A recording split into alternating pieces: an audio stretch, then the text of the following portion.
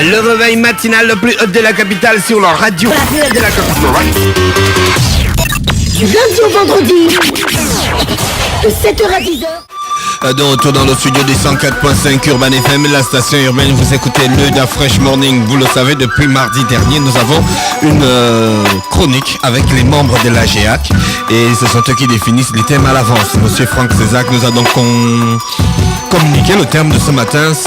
On va parler des rêves. Monsieur Césac, bonjour. Rapprochez le micro de vous, s'il vous plaît. Merci beaucoup, je me rapproche du micro. Merci d'avoir encore été là avec nous ce matin. Alors, comment se porte la GEAC? La GEAC se porte bien.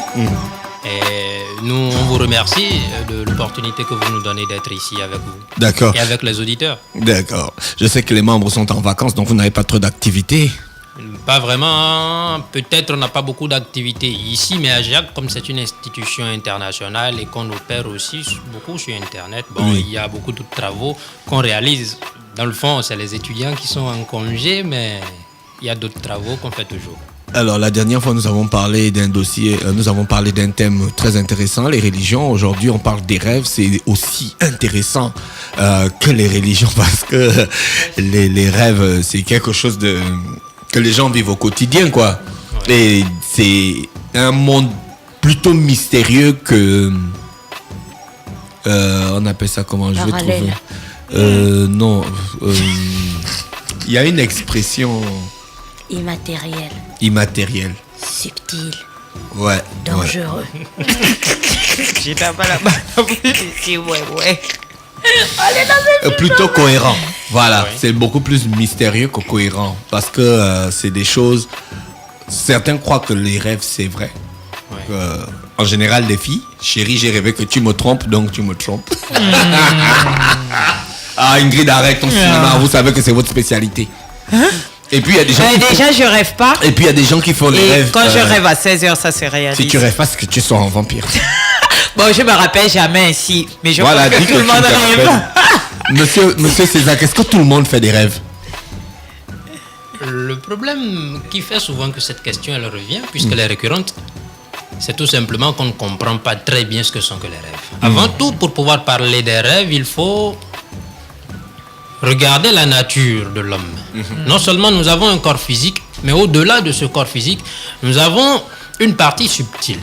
Une partie subtile qui est définie dans les sciences de psychanalyse comme étant ce qui constitue notre matériel psychique.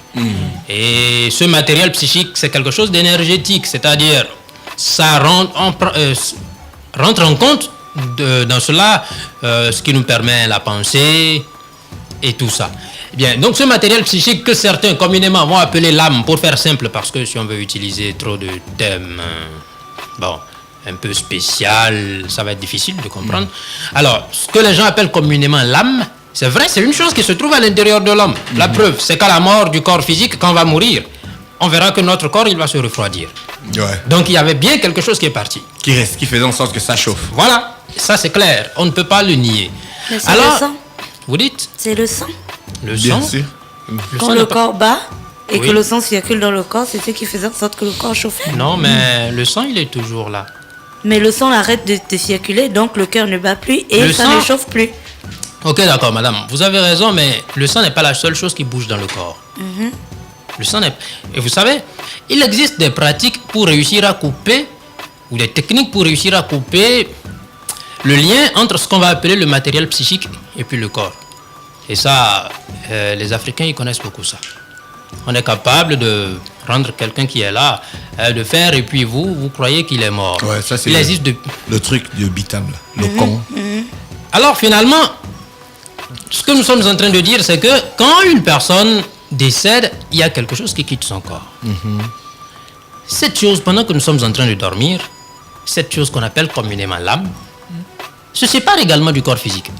Pénètre dans une certaine dimension de la nature qui, une fois on avait évoqué cette chose ici, c'est que pour nos yeux physiques, cela n'est pas, c'est quelque chose qu'on ne peut pas appréhender.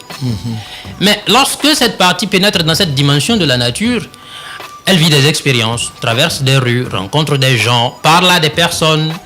Et toutes ces histoires, quand on revient après, on va se rappeler qu'on a vu des personnes, qu'on a dit des choses, et c'est cela qui va qui va constituer plutôt notre rêve. Ah bon. Oui. Donc vous, à la GIAC, vous considérez les rêves comme des expériences de l'âme. Les rêves sont effectivement des expériences vécues par ce matériel psychique qu'on appelle communément l'âme. Nous insistons sur le fait que nous disons on appelle l'âme parce que définir réellement cette chose, ça va nous prendre également une autre émission. Ça va nous prendre également une autre émission.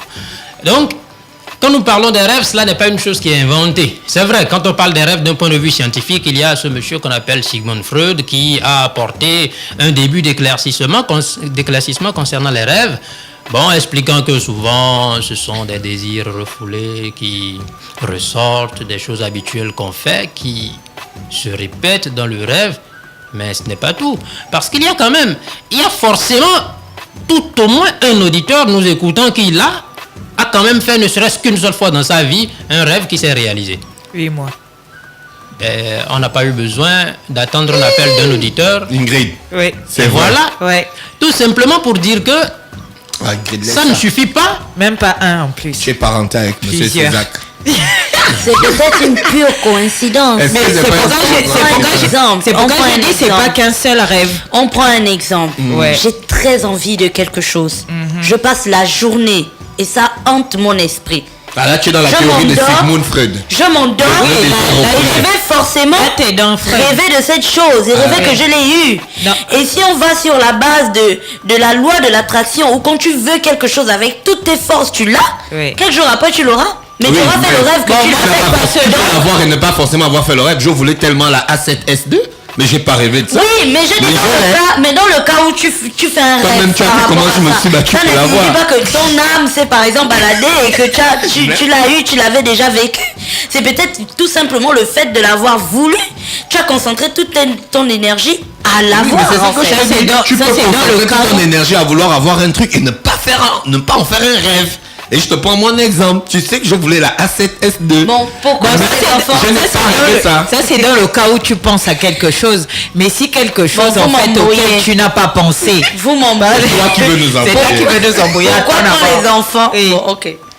Alors. Monsieur Césac, est-ce que vous croyez que Et c'est la barre l'humain moderne, l'humain commun et moderne, ne serait-ce qu'une journée, une heure dans sa journée, prend du temps à penser à toutes ces choses qui relèvent du monde abstrait? Et qu'est-ce qu'on appelle les rêves prémonitoires? Est-ce que vous À la pensez limite- qu'on s'attache encore à ce genre de À choses? la limite, L'âme. ma personne va dire que, vous posez tellement de questions. qui Ah sont non, intéressantes. Même ce que disait, je suis désolé de ne pas connaître son nom. Gina. Ouais, ce qu'elle disait, c'est intéressant. Seulement que ma personne parlait en tant que j'ai été suspendu. Pour pouvoir il faut continuer vous ce Il que. faut vous habituer à ça. Hein? Donc, ce qu'on était en train de dire, c'est que les rêves, c'est vrai, c'est une expérience de l'âme et que on disait que Sigmund Freud disait, expliquait que ce sont des désirs refoulés, des choses qu'on voulait et tout ça. Oui, c'est ce que dit notre amie Gina. Mais on va au-delà de ça. Son disciple qu'on appelle Carl Gustav Jung est allé justement plus loin, étudiant certains archétypes qui se trouvent dans beaucoup de civilisations indiennes ou même de partout. Et pourquoi il a fait ça? Parce que lui-même, avant la Première Guerre mondiale, qui s'est déroulée en 1914, c'est lui qui donne ses témoignages, ce n'est pas ma personne, il a rêvé d'un vent glacial qui soufflait sur toute l'Europe et qui désolait tout.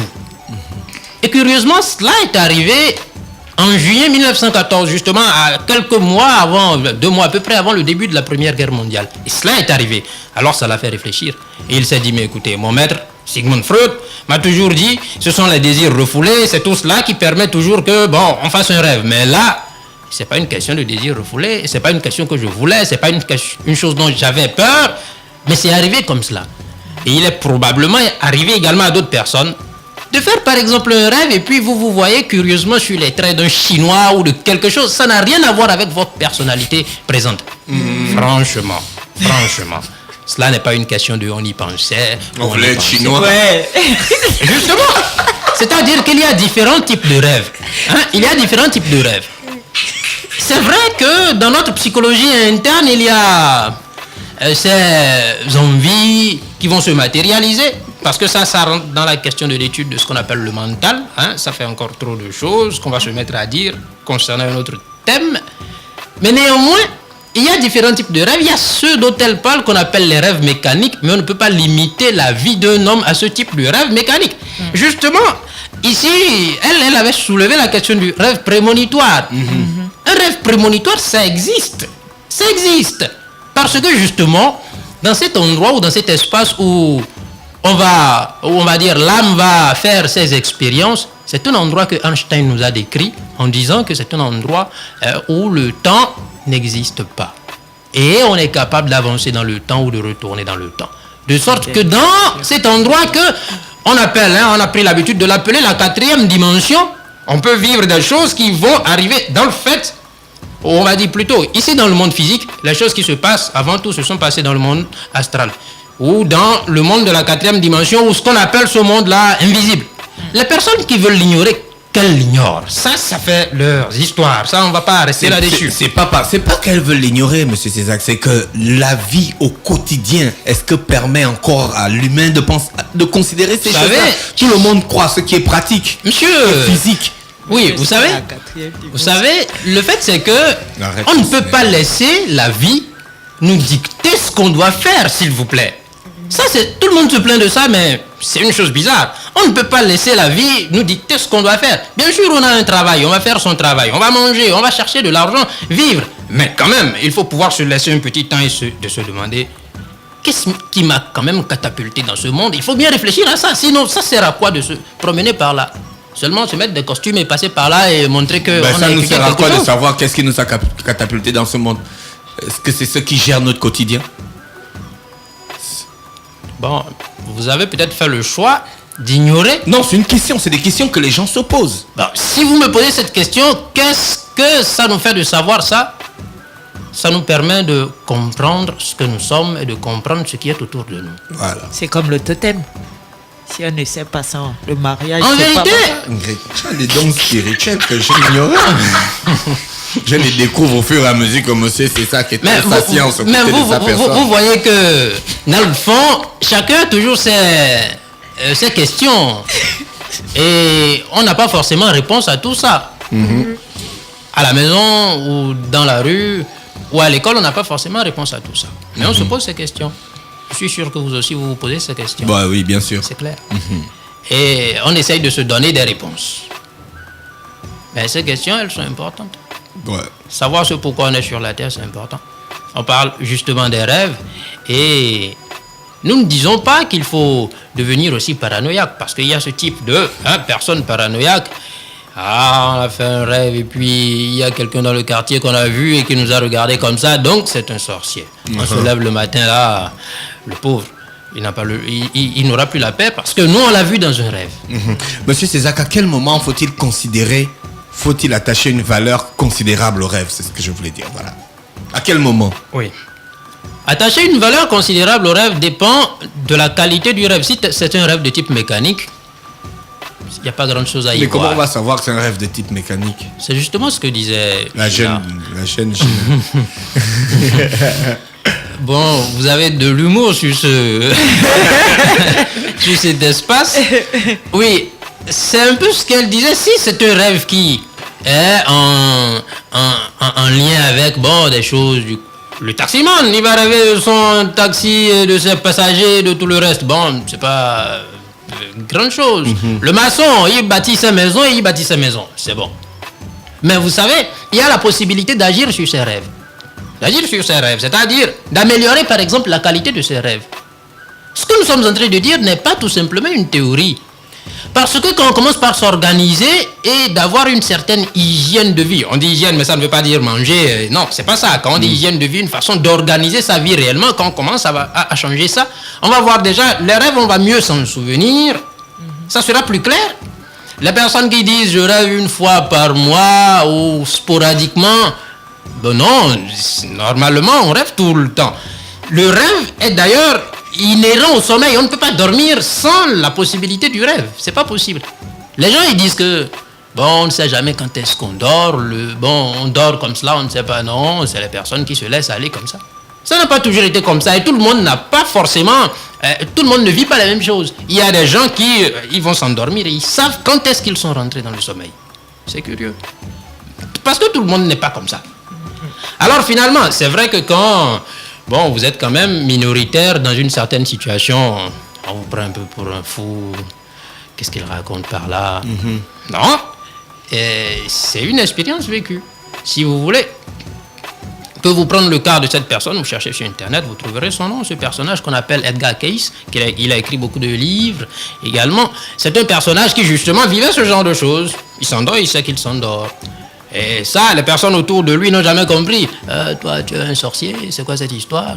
Encore que lui, il était quand même un bon chrétien.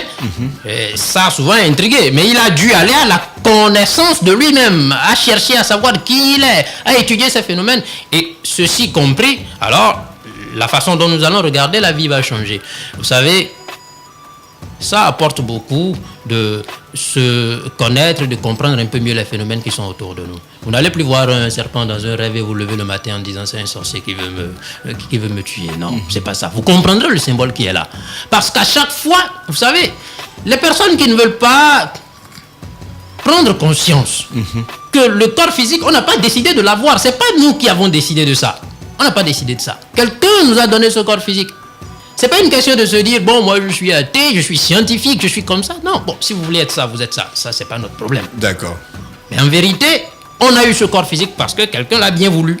Quelqu'un a bien voulu qu'on ait ce corps physique. Y a-t-il des pratiques au quotidien qu'on peut mettre en exergue pour améliorer la qualité de ses rêves? Les gens ont l'habitude de dire qu'il est important de vivre d'instant en instant. Qu'est-ce que ça veut dire ça? Nous sommes en train de parler ici. Vous voyez ce qui arrive souvent? On est en train de dire quelque chose, de faire quelque chose, mais nos idées sont ailleurs.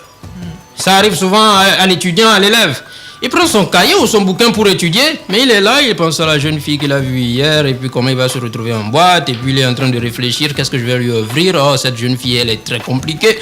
Et devant ça, 30 minutes après, il est fatigué. Il abandonne ça. Qu'est-ce qui s'est passé? Il était là de corps, mais il voyageait, il dilapidait son énergie. Résultat, il se retrouve fatigué, il ne va plus continuer. Parce qu'il n'est pas resté là d'instant en instant. Rester là d'instant en instant, c'est déjà quelque chose qui va nous permettre de pouvoir améliorer ou déjà, on va dire, prendre conscience des phénomènes qui se déroulent dans notre vie et également dans notre sommeil. Toute la journée, mieux on est conscient de ce qu'on fait et quand on va s'endormir, on pourra être encore plus conscient de ce qu'on fait. Et on va se lever, on va se souvenir très facilement de son rêve. Autre chose, par exemple, qui fait que les gens ont du mal à se souvenir du rêve, c'est que quand on se lève, souvent on se lève avec, comment on appelle ça, l'alarme, et on saute. Vite, on rentre dans la douche et tout ça. Après, bon, les rêves, ça viendra au compte-gouttes. Ou peut-être on ne va pas s'en souvenir. Alors qu'il faut être beaucoup plus calme. Gina prend toujours 30 minutes pour laisser poser son esprit. Gina, toi, tu fais ça, non? Tu te réveilles pas avec l'alarme. Tu te réveilles avec l'alarme. Je me réveille avec l'alarme, mais je prends toujours 30 minutes sur mon lit pour retrouver ses esprits. Mon chakra. Et Ingrid, toi, tu fais comment? Qui se sont baladés. Moi, j'ai fait un rêve hier, un rêve de malade. Ouais, il y a un Pajero qui faisait un accident. Net là où il y a Jeanne et Bory là. Tu vois le feu, non? Donc je revenais d'affaires étrangères. Le Pajero dérape, il cogne une voiture à côté. Et moi, comme je vois l'action, parce que je sais que le gars qui vient derrière va me cogner, je me mets sur le terre-plein. Et le gars qui vient derrière, j'arrive à voir son visage, c'est un Libanais. Il a une pick-up blanche. Lui aussi, il fait le même mouvement que moi. Il y a un troisième qui vient derrière aussi. Lui, il fait pas le même mouvement. Il traverse le terre-plein. Il va donc dans le sens contraire des voitures qui viennent de l'aéroport. Après, je me retrouve dans une boîte avec Je Respect Me et Young Trey. Je paye l'entrée à la boîte, c'est en étage. Et il y a des gars qui murmurent derrière que Dafresh a interdiction de rentrer dans cette boîte. Mais le portier me laisse rentrer, tu vois. Et en arrivant en haut, je crois qu'il y a une discussion entre le patron et le portier. Les gars me font sortir de la boîte. Les gars m'expulsent, quoi. Et puis Je Respect Me se moque de moi. Dafresh, je t'expulse. J'ai dit, bon Dieu, tu vas voir ce que je vais faire tout de suite. J'ai appelé Claudio. Il était alarmé. il avait un camion des bérets rouges. Ils sont venus saccager la boîte. La franchement. Bon, il y a des choses qui peuvent être vraies. Laisse-moi terminer, tu Ouais. sais. Donc, ils sont venus saccager la boîte. Et dans la boîte, ils ont trouvé la drogue, des stupéfiants et tout ça. Et c'est là où le gars qui conduisait le camion disait que oui, le gars, il ne voulait pas que Dafresh rentre parce qu'il va aller parler de ça dans sa radio et tout ça. Que oui, dans la boîte, là, il y a des stupés et tout. Après, je me suis réveillé. Mais, monsieur César, je retiens pas souvent mes rêves comme ça. Ça m'arrive pas, quoi. C'est vrai que je ne peux pas dire que je ne rêve pas. Le jour-là, tu t'es bien réveillé. Mais non, c'était hier dans la nuit. Alors, tu t'es bien réveillé ce matin. Souvent, je retiens pas mes rêves. Ouais. Et au courant de la journée, bon, j'attache pas une importance considérable à cela, quoi. Et Oui. puis, je continue ma vie normalement. Oui. Il y a tout un ensemble de choses qui permettent que on se souvienne de son rêve ou pas. Comme on le disait déjà, il faut vivre d'une certaine façon, ne pas quand même s'abandonner à la vie comme ça. D'accord. Rester beaucoup plus conscient des choses que nous réalisons. Oui. De l'autre côté, quand par exemple on veut se coucher, qu'on se bourre le ventre de nourriture, c'est quelque chose qui agit souvent. Ça va paraître bizarre aux personnes. Quand on mange beaucoup, nous savons tous que nous avons nos organes qui vont devoir travailler pour la digestion, alors que nous sommes au soir, on va quand même se coucher. En fait, les organes qui travaillent, il y a des enzymes qui sont sécrétées, il y a beaucoup de glandes qui travaillent à l'intérieur de nous. Et nous savons que tout ceci est lié également au fonctionnement de cette chose-là qu'on appelle l'âme. Jusque-là, on va continuer à l'appeler l'âme Oui. pour ne pas D'accord. faire chose-là. Mais le soir, quand on va s'endormir, ce fonctionnement sera ralenti. Alors finalement, il y a une forme de lourdeur qui va s'installer et qui fait déjà que nos rêves, ça va être un peu incohérent. Et après, le lendemain également, ça va être difficile de s'en souvenir. Et puis bon, quand vous avez passé une soirée à faire une très belle fête dans une belle boîte de nuit, bon, après vous êtes bien torpillé dans l'esprit. Bon, quand on se lève le matin, qu'on se souvienne d'un rêve ou pas, c'est pas bien ça qui nous intéresse. C'est les mots de tête après, avec la boisson et tout Voilà. ça. Bon, voilà. Donc, il y a toutes ces choses-là qui agissent sur nous. De sorte que, si on veut se souvenir de ses rêves, améliorer la qualité de ses rêves, il faut quand même se donner l'opportunité de faire ça. Est-ce que d'autres entités peuvent influencer nos rêves? C'est très facile ça. D'ailleurs, on parlait tout de suite du rêve et déjà pour mieux comprendre, il faut voir que le monde des rêves que nous sommes en train de décrire, ce n'est pas un monde qui est extraordinaire. Ici, tout de suite où nous sommes, une fois déjà on a évoqué cette question ici. Ici, là, il y a encore toute une vie. Il y a encore toute une vie. Supposons qu'une personne s'endorme ici tout de suite. Si elle est assez éveillée, les premières images de son rêve, ça sera les images de cette salle. Elle verra cette salle. Si elle est assez éveillée. Bon, maintenant, si elle s'oublie un peu, elle va sortir par là avec ses pensées, ses idées, va commencer à forger elle-même son propre scénario dans sa tête. Mais le monde des rêves est un monde où il y a toute une vie. D'ailleurs, les personnes qui décèdent, on les voit là. C'est pour ça que dans un rêve, vous pouvez voir quelqu'un qui est déjà mort. Et vous l'avez vu. C'est pas une invention. Quelqu'un qui est déjà mort, vous l'avez vu dans un rêve. Parce qu'il reste là dans ce qu'on appelle le monde des rêves. Alors, quelqu'un peut bien influencer vos rêves. Vous dormez, il vient vous voir et il vous parle. Il suffit qu'il vous cherche là. C'est la nuit, tout le monde est couché, il vous cherche et puis il vous trouve et il vous parle. Parce que le monde des rêves a effectivement ses lois. La personne peut être à Paris, vous allez voir la personne. Parce que dans un rêve, voyager, c'est assez facile ça. C'est assez facile. On va faire un voyage très rapidement. Vous pouvez voir que dans un rêve, justement, vous racontiez tout de suite un rêve. Vous faites un accident, vous êtes peut-être à un carrefour, Jean et Bory, mais tout de suite, vous êtes dans une boîte de nuit. Vous n'avez pas eu le temps de marcher. Non. On se déplace ainsi dans cette dimension de la nature qui a ses propres lois. Et justement, une personne, même si elle se trouve à Washington, vous allez vous déplacer en quelques secondes et vous retrouver avec la personne et parler, faire ce que vous voulez, lui dire ce que vous voulez lui dire. L'essentiel, c'est que vous soyez conscient de votre rêve. Si vous êtes conscient de votre rêve, vous pouvez faire ce que vous voulez. Si vous êtes conscient de votre rêve, la question se trouve là. C'est le temps de réflexion. Le temps s'est arrêté. C'est César. Ouais, vous n'avez plus- Est-ce que les rêves peuvent avoir un impact sur notre physique? Le physique, c'est-à-dire on a rêvé qu'on se battait et puis le matin on a mal au corps. Oui, quelqu'un peut d'ailleurs vous donner un coup de couteau. Dans le rêve, vous vous levez, vous avez la plaie ici. Dans la main. Oui, on a eu, vous savez, bon, ma personne, on travaille à Agiac. Et à Agiac, on reçoit toute forme de choses. Hein. Vous voyez des choses bizarres. Quelqu'un se lève le matin, oui, j'ai vu un là-bas. chat qui m'est tombé par là-bas, j'ai essayé de l'enlever, et puis après là, je me lève le matin, ça Elle fait écrit mal. Et vous voyez des signes là. Comment c'est possible? Les personnes ne comprennent pas, vous voyez. C'est pour ça qu'on disait que la science, pour le moment, elle se limite beaucoup. Elle se limite beaucoup en ne voulant pas ouvrir ses yeux et sortir de la troisième dimension. Entre cette chose qu'on appelle l'âme et le corps physique, il y a forcément un lien qui va être définitivement coupé quand on sera mort. Certaines personnes ont l'habitude de l'appeler le cordon d'argent.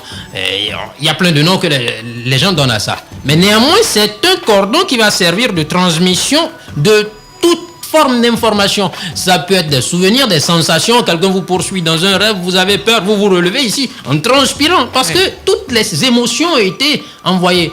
Et d'ailleurs, beaucoup de personnes, en sortant de leur maison le matin, seront influencées par leurs rêves. Dans un rêve, vous avez été un peu mélancolique, malheureux, et en vous levant le matin, vous êtes de mauvaise humeur. Personne ne vous a rien fait, mais vous êtes de mauvaise humeur. Mais vous avez fait un rêve où on dit, bon, là, vous avez gagné la loterie et tout le reste. Vous vous levez le matin, vous êtes bien. Vous sortez, vous cherchez le vendeur de loterie où vous allez quelque part pour acheter ça, parce que vous êtes... Toutes ces émotions sont transmises dans notre corps. Et ça peut aller encore plus loin. Que dans le monde physique ici, on vérifie quelque chose ou plutôt qu'on ressente quelque chose qui est arrivé dans le monde supérieur. Et réellement, quelqu'un peut bien influencer votre rêve, apparaître dans votre rêve et faire quelque chose s'il le veut. Cette personne est plus consciente, elle, de ce phénomène du rêve que vous. Et d'ailleurs, quand on est dans le monde des rêves, on reconnaît facilement une personne qui n'est pas consciente de son rêve. On reconnaît. Il suffit de regarder, on sait qui est éveillé et qui n'est pas éveillé. Si vous êtes là, conscient de votre rêve, vous saurez qui, de l'autre côté, n'est pas conscient. Étant en train de rêver. Oui, vous savez, Inception. C'est faux. vous savez, la question des rêves, c'est une question qui passionne beaucoup. Et si vous vous souvenez, une fois, pendant qu'on préparait tous ces entretiens, ma personne vous a dit... On ne va pas interpréter le rêve en direct ici. C'est clair. Oui, on avait parlé de ça. Ça, là-dessus, on continue de le dire, on ne va pas interpréter le rêve en direct ici. Parce que très vite, les personnes, bon, elles sont intéressées par ça. Et nous, on n'est pas dans ça. Tout ce qu'on veut, c'est plutôt au contraire donner les clés, les symboles, les choses aux personnes, qu'elles puissent se débrouiller par elles-mêmes. Mais déjà, il faut comprendre correctement ce monde des rêves et comment est-ce que les choses se passent, les diverses lois auxquelles c'est relié. C'est ça qu'il est important de comprendre. Être conscient dans son rêve n'est pas une chose qui est extraordinaire. On a la possibilité d'élever, de multiplier au centuple ou ce que vous voulez, ses capacités et ses potentialités. Être conscient de ses rêves, c'est quelque chose qui est tout simplement naturel. C'est comme ça que ça devrait être. Normalement. Oui. Bon, ma personne se souvient d'une personne qui une fois est venue là en disant que il m'est arrivé aujourd'hui du réveil, mais j'étais dans ma chambre, mais j'ai constaté que je n'ai pas quitté ma chambre. J'étais là seulement en train de me balader sur les tables, sur les choses, en tournant là dans la chambre. Comment c'est possible? Et il y avait des personnes là, ma maman, mes frères qui parlaient, et je savais. Moi, j'étais juste couché à côté d'eux, mais je savais, ils parlaient, j'entendais tout. Comment c'est possible? Oui, c'est possible. Vous êtes resté là, vous n'êtes pas parti de cette chambre. Habituellement, ce qu'on fait, c'est que quand il y a cette séparation, souvent nos idées, c'est elles qui nous dirigent. On commence par penser peut-être à quelqu'un qui nous doit 100 000 francs. Ce fou-là, depuis longtemps, il m'a pris mon argent, il ne veut pas payer. Quand on commence à penser à lui, vite, on va se retrouver, on va commencer à fomenter cette scène-là, on va se retrouver avec lui dans une certaine scène. Et si on se dit il ne veut pas nous payer, effectivement, il va commencer à réagir comme s'il ne veut pas nous payer. Et on va se battre là, mais dans le fond, on s'est battu avec, c'est-à-dire c'était dans une situation imaginaire. Ce genre de rêve, on va appeler ça un rêve mécanique. Ça n'a rien à voir avec la réalité, parce que nous étions tout simplement inconscients de ce que nous faisions. Mais si on est conscient de ce qui se passe, bien, on est dans un rêve et on sait. En vérité, il y a des moyens, par exemple, pour vérifier si on est dans un rêve ou pas. Il y a des moyens. Par exemple, quel moyen que vous connaissez qui est plus simple? Bon, déjà, il y a des personnes qui peuvent vérifier que quand ils sont en train de rêver, ils se retrouvent en train de voler, de flotter en l'air. Dans le monde physique, ça ne se fait pas. C'est ma spécialité. Ah, voilà. Bon, maintenant, c'est un oiseau, lui. Sérieux, c'est ma spécialité. Bon, voilà, bien sûr, c'est possible. Hein, là,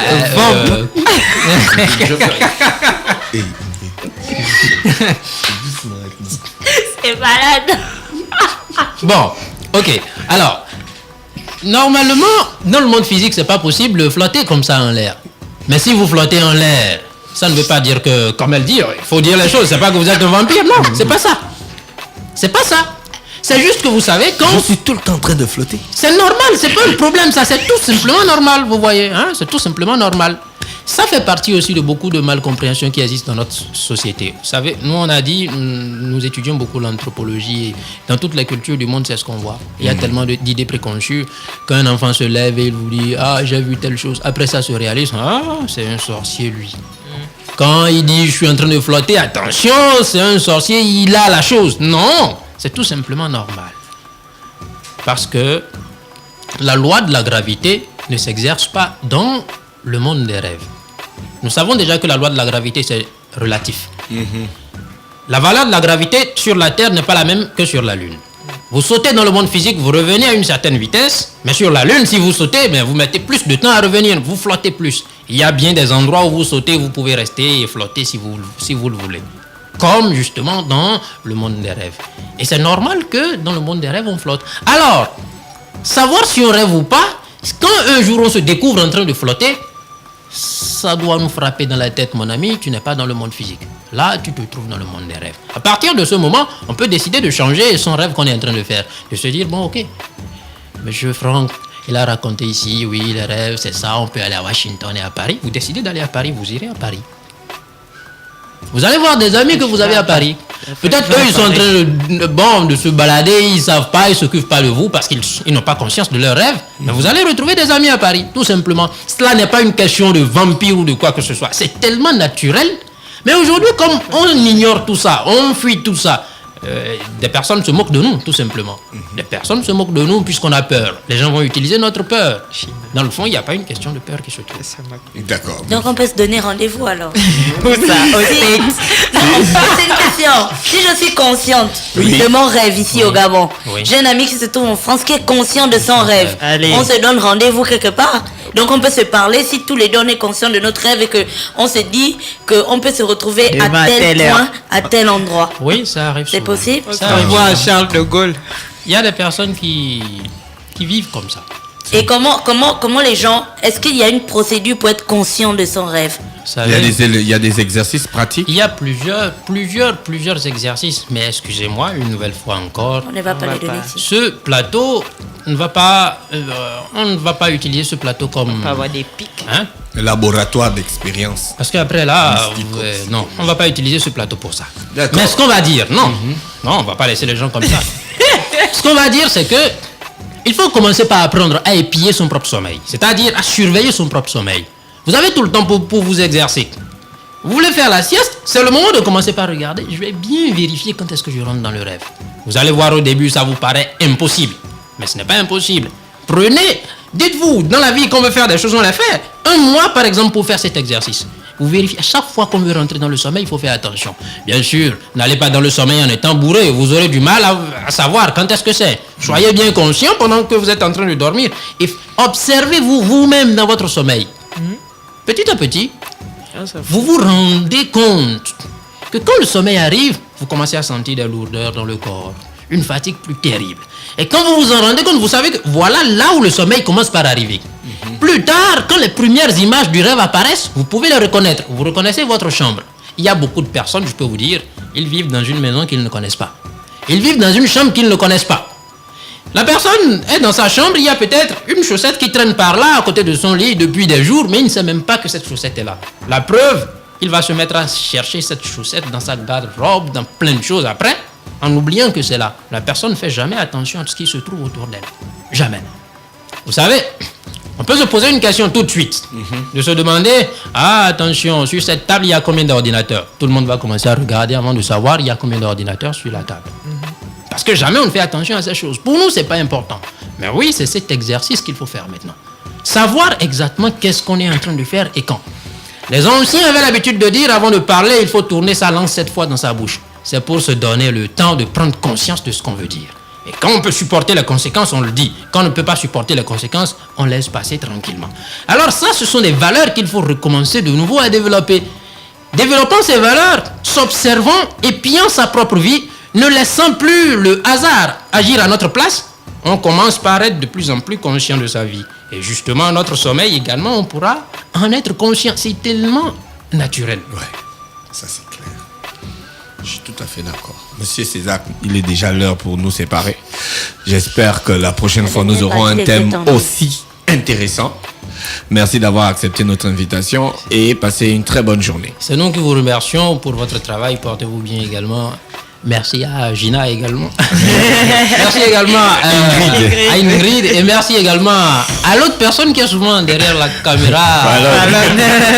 C'était donc le Da Fresh Morning, le réveil matinal le plus haut de la capitale sur la radio la plus haute de la capitale. On se retrouve demain 7h sur la même fréquence.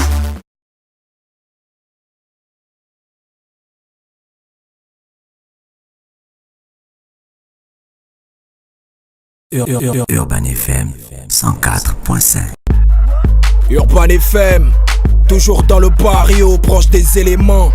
On fait passer les chariots à chaque événement. Général en costard.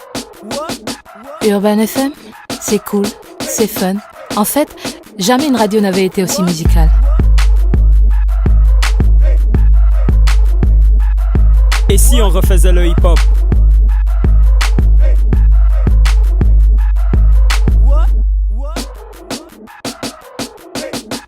L'équipe nationale de la FM.